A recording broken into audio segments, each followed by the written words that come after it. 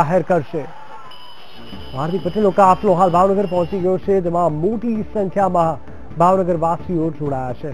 આ રોડ શોની વાત કરવામાં આવે તો ગુજરાતભરના 5ના જેટલા પણ કોઈ કન્વીનરો છે તે તમામે તમામ લોકો આ રોડ શોમાં યોજાયા છે। આપણે બતાવી દઈએ કે હાર્દિક પટેલની અધ્યક્ષતામાં આ રોડ શો યોજાઈ રહ્યો છે અને રોડ શો બાદ આરટીઓ સર્કલ પાસે સભાનું આયોજન થશે। સભામાં 5 કોર કમિટી પણ ખાસ કરીને જોડાશે।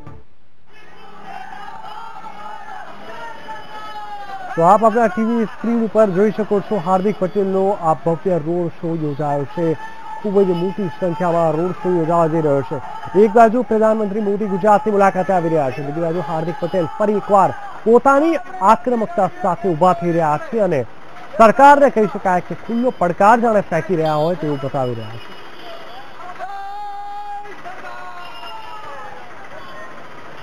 અને મારી સાથે જોડાઈ ગયા છે મારા સંવાદદાતા મયુર મેવાડા। મયુર, જણાવશો ભાવનગરમાં હાર્દિક પટેલની અધ્યક્ષતામાં જે રોડ શો યોજાઈ રહ્યો છે, કુલ કેટલી સંખ્યામાં 5ના તમામે તમામ કાર્યકર્તાઓ આગેવાનો હાજર હશે?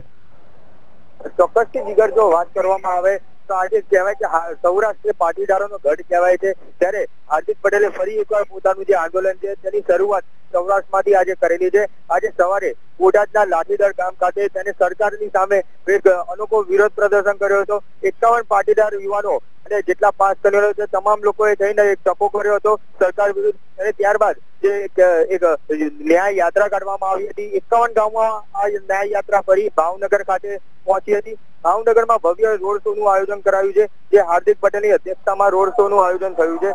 મોટી સંખ્યામાં કહેવાય કે પાટીદાર યુવાનો અને 5 કોર કમિટીના જેટલા બી કન્વીનરો છે તમામ લોકો આ રોડ શો ની અંદર જોડાયેલા છે। રોડ શો ખતમ થયા બાદ જે ભાવનગર આરટીઓ સર્કલ છે, ત્યાં આરટીઓ સર્કલ ખાતે મેદાનમાં એક ભવ્ય સભાનું આયોજન કરાયું છે। આ સભાની અંદર મોટી સંખ્યામાં પાટીદારો, યુવાનો તથા પાટીદાર લોકો જે હાજર રહેલા છે। કહેવાય કે હાર્દિક પટેલે સરકાર સામે ખુલ્લો પડકાર મૂક્યો ફરી એકવાર તેવું દેખાઈ રહેલું છે।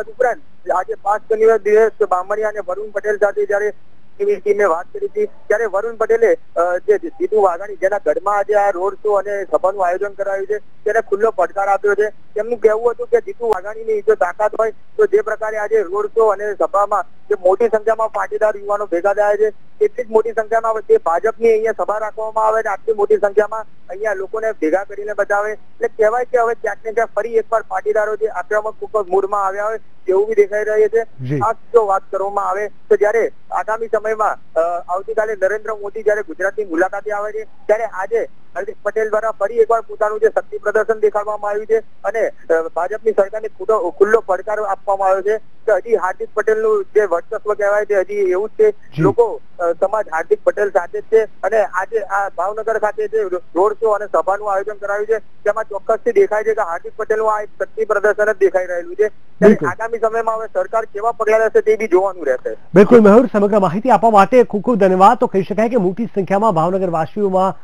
કહી શકાય કે જે આ રોડ શોમાં જોડાયા છે, હાર્દિક પટેલની જે અધ્યક્ષતામાં આ રોડ શો યોજાયો છે તેમાં ખૂબ મોટી સંખ્યામાં 5ના તમામે તમામ કન્વીનરો ત્યાં ભેગા થયા છે। એટલે એક બાજુથી હાર્દિક પટેલનું આ શક્તિ પ્રદર્શન કહો તો પણ નવાય નહીં।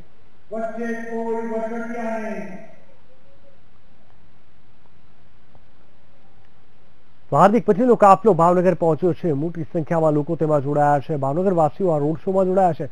5 કન્વીનરો મોટાભાગના જેટલા પણ ગુજરાતના હતા તમામે તમામ લોકો હાર્દિક પટેલની અધ્યક્ષતામાં યોજાયેલા રોડ શોમાં ભેગા થયા છે। એટલે કે હાર્દિક પટેલે ફરી એકવાર પોતાનું શક્તિ પ્રદર્શન કરી સરકારને સીધો જ પડકાર ફેંક્યો છે।